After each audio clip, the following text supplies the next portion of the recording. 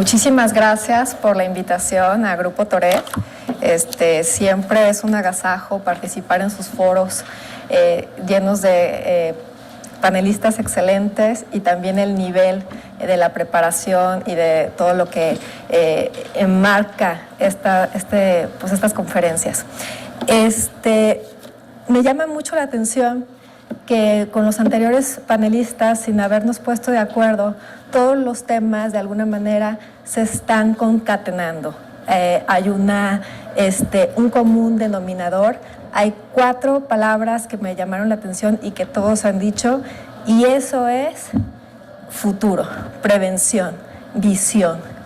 En la medida en que nosotros tenemos una idea de lo que nuestras empresas pudieran hacer y además prevenir todo a futuro en relación a riesgos, estamos más armados, estamos más preparados hacia contingencias. Entonces, el tema y los minutos que yo voy a dedicar, me gustaría dedicarlos precisamente a una serie de tips, de consejos prácticos muy básicos a lo mejor en materia corporativa, pero que nos van a prevenir de cometer errores y sobre todo de tener riesgos a futuro. ¿Ok? No sé si se está viendo. Ok. Pues ya, ok. El marco legal pues es la Ley de Sociedades Mercantiles y también el Código de Comercio en algunos aspectos. Tenemos en el caso de las sociedades bursátiles la Ley del Mercado de Valores, pero si bien el artículo primero de la Ley General de Sociedades Mercantiles nos marca 7 sociedades mercantiles, y estas son las sociedades en nombre colectivo, las sociedades en comandita simple, comandita por acciones, sociedades cooperativas, sociedades de responsabilidad limitada, sociedades anónimas, y la última y recientemente a raíz de una reforma en el 2014, las sociedades de acciones simplificadas. Me gustaría a mí centrarme especialmente en 2 sociedades, que son las sociedades de responsabilidad limitada y las sociedades anónimas. ¿Por qué? Porque las otras sociedades que mencioné han entrado en desuso. Además, no son sociedades que se estén o que se pudieran aconsejar para realmente implementarlas por todos los riesgos que implican o las responsabilidades que tienen los consejos de administración o los accionistas, los socios. Entonces me voy a centrar en mi plática en creo que hay un desfase en lo que muestra la pantalla y lo que se muestra aquí, pero bueno, me voy a centrar en mi plática en estas 2 sociedades, ¿ok? Si bien son sociedades mercantiles, la ley nos dice que tienen que estar, legalizarse o protocolizarse ante notario público, ante fedatario público. Es importante notar que tenemos algunos errores de inicio que se cometen al momento de constituir empresas. Y generalmente es no saber el tipo de sociedad que me corresponde o el tipo de sociedad que me es más factible, que debo de elegir conforme al objeto social y las actividades que va a tener la empresa en un futuro. Si nosotros tenemos bien conceptualizado hacia dónde va a estar dirigida nuestra empresa, podemos saber qué tipo de sociedad, gracias. ¿Me escuchan bien? Sí. Podemos saber qué tipo de sociedad es la que más nos conviene. Entonces, ¿qué debemos hacer? Hacer un traje a la medida de nuestros clientes. ¿Cómo? Preguntarles, ¿cuántos socios tienes pensado tener otros socios en un futuro? ¿Qué objeto social, hacia dónde te ves, a dónde te ves a corto, mediano y largo plazo?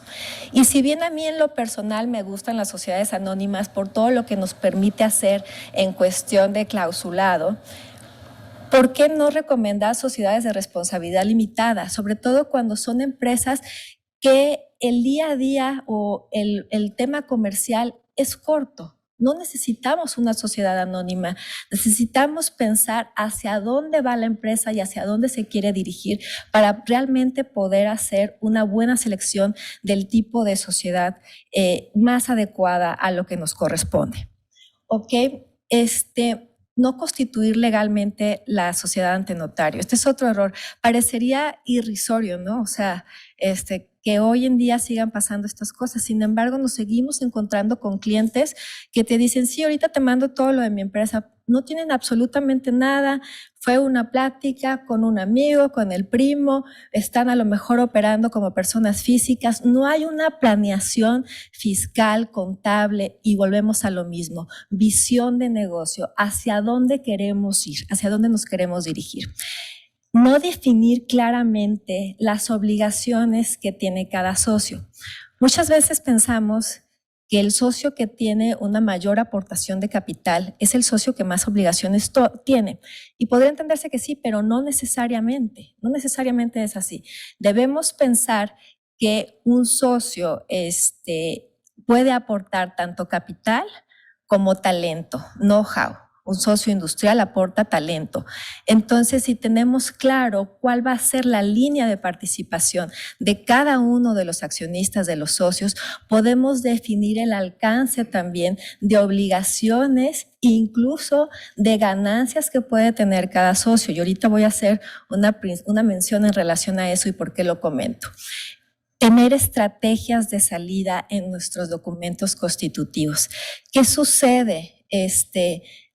Si me quiero salir, ¿qué sucede si hay una situación de controversia, si hay un problema en la sociedad? ¿Qué pasa entre los socios si no podemos llegar a acuerdos?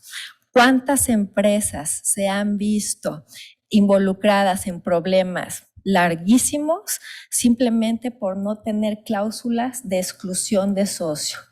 Cláusulas que nos permitan la salida de socios, ¿ok?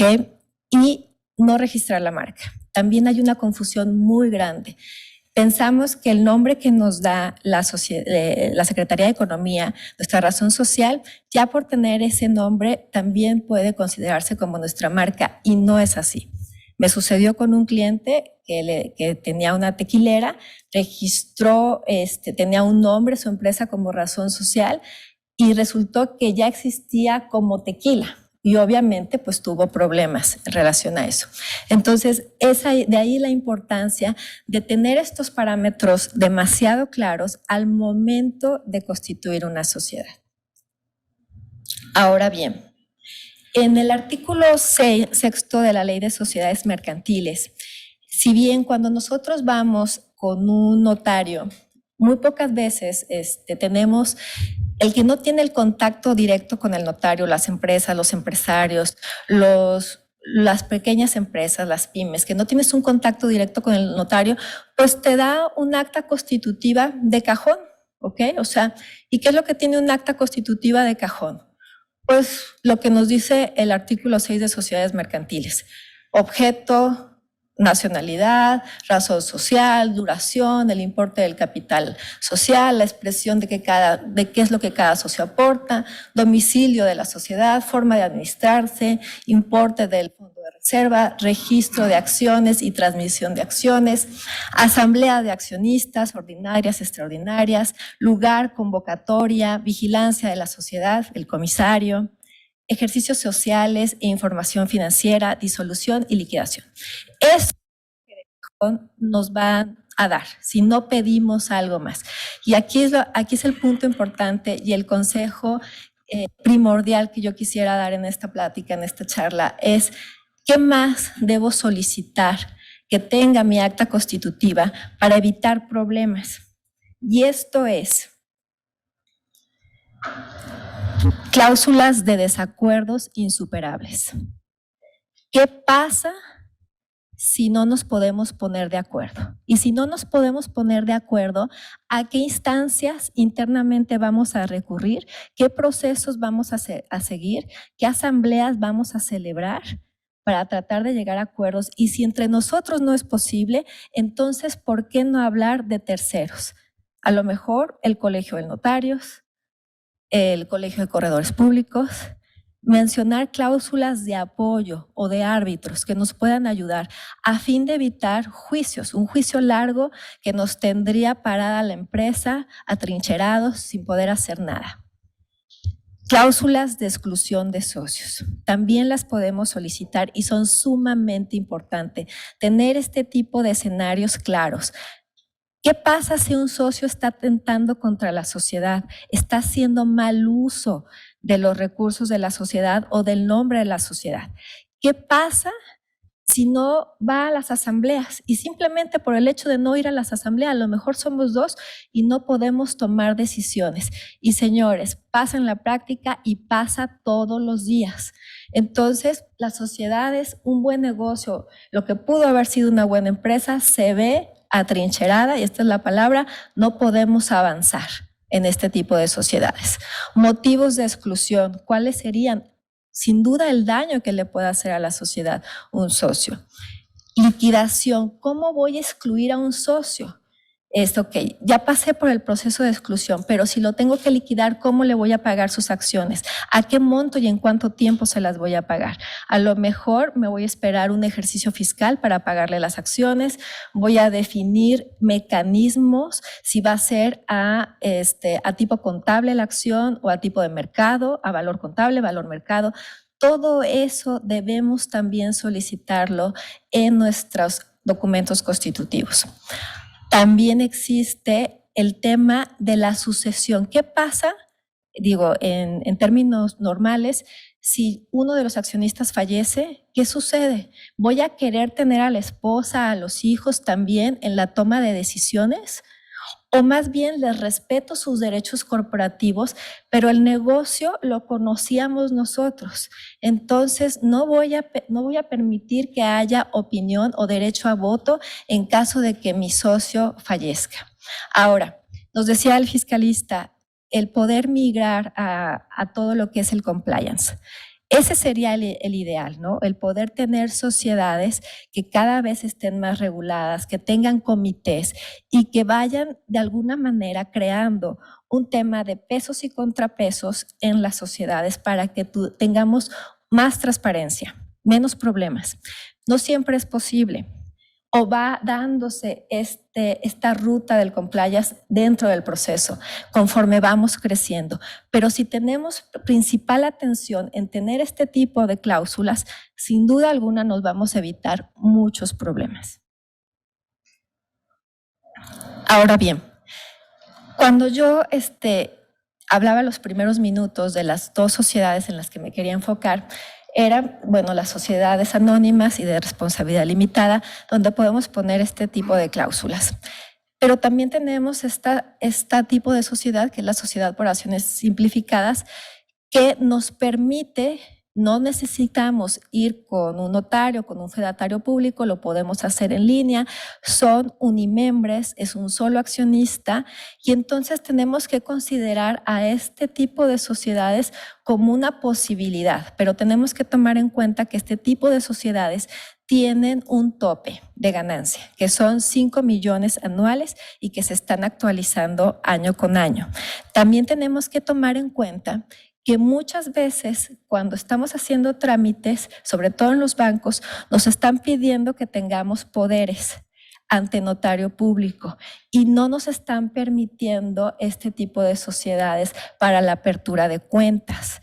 Entonces tenemos que checar muy bien las políticas del banco donde vamos a tener nuestras cuentas, si esto puede ser un impedimento. Y si fuese el caso, no son recomendables. Son recomendables desde el punto de vista del dinamismo que nos da la prontitud, el poderlo hacer en línea y que nada más no necesitamos a nadie, porque también a veces se convierte en un problema. Mucha gente dice, bueno, ¿y a quién invito? Yo estoy haciendo la empresa, estoy empezando, pues voy a poner a mi mamá, voy a poner a mi hermano, y a veces este tipo de sociedades nos solucionan esto, pero tenemos que pensar nuevamente en el futuro.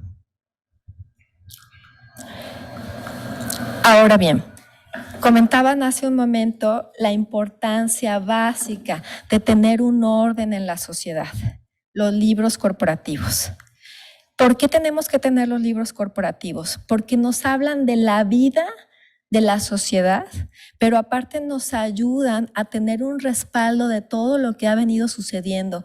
Si queremos solicitar créditos, si vamos a buscar financiamiento, si vamos a realizar alguna fusión, es importante tener, aparte de lo que significa fiscalmente, que puede venir cualquier autoridad y hacernos una revisión. Entonces, son 4 libros corporativos y en esencia son, bueno, pues el libro de actas de asamblea, todas las asambleas de la sociedad hay que tenerlos, los libros de registro de socios y accionistas, el libro de variaciones de capital, todo lo que son aumentos, reducciones, el libro de sesiones de consejo de administración. Y lo importante, antes se utilizaba que los libros estuvieran empastados. Ya no es necesario, o sea, lo importante es tenerlos, la manera, empastados, foliados en una carpeta, no importa, lo importante es el orden. Y el orden es tenerlos, pero también deben estar firmados por el secretario, es súper importante, deben tener la fecha, cada uno de los asientos, en qué momento sucedió alguno de estos temas.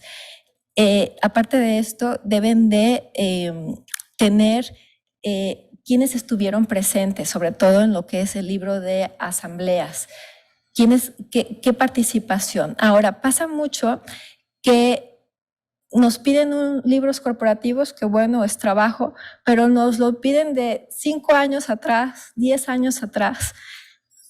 Y el secretario, pues resultó que cambió, ya no es el mismo. Hubo cambios en el Consejo de Administración.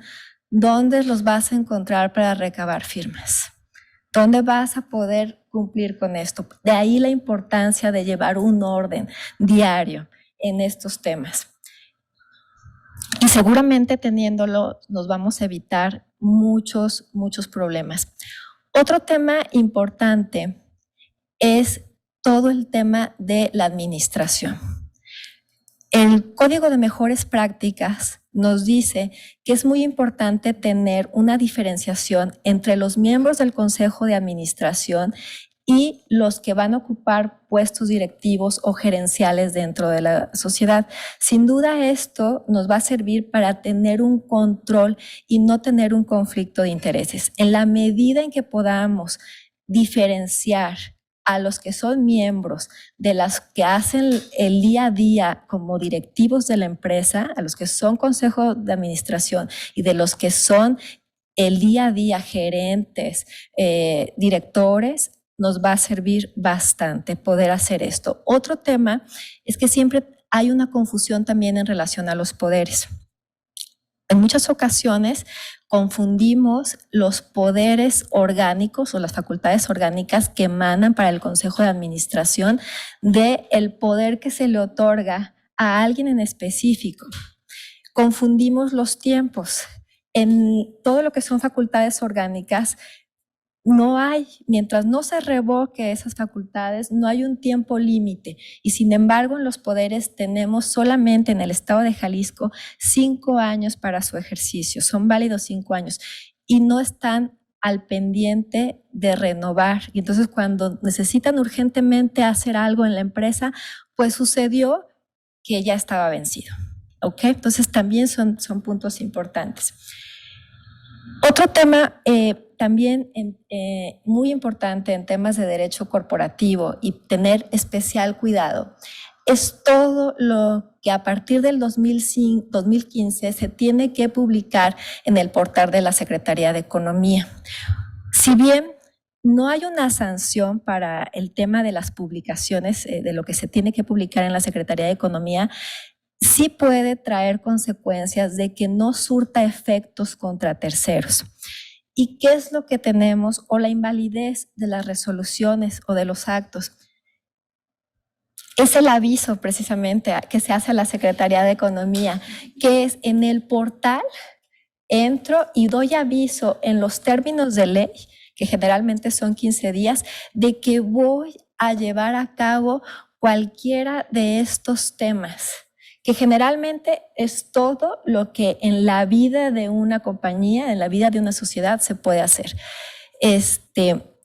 Asambleas constitutivas, asambleas de reducción, de aumentos, de monumentos, resultados de sorteo, reglamento de empresarios de transporte, decretos de exhibición a plazo, todo lo que en la vida de la sociedad se puede hacer tiene que ser publicado en el sistema de la Secretaría de Economía, en los términos de ley, y también súper importante que para hacerlo tenemos que tener una firma electrónica, tenemos que tener un archivo RAN generalmente, y con esto nosotros vamos a dar publicidad a nuestros actos, van a tener efectos contra terceros, e internamente también nos va a funcionar que como accionistas se dé publicidad a todo aquello que nos involucre en la toma de decisiones y que tenga un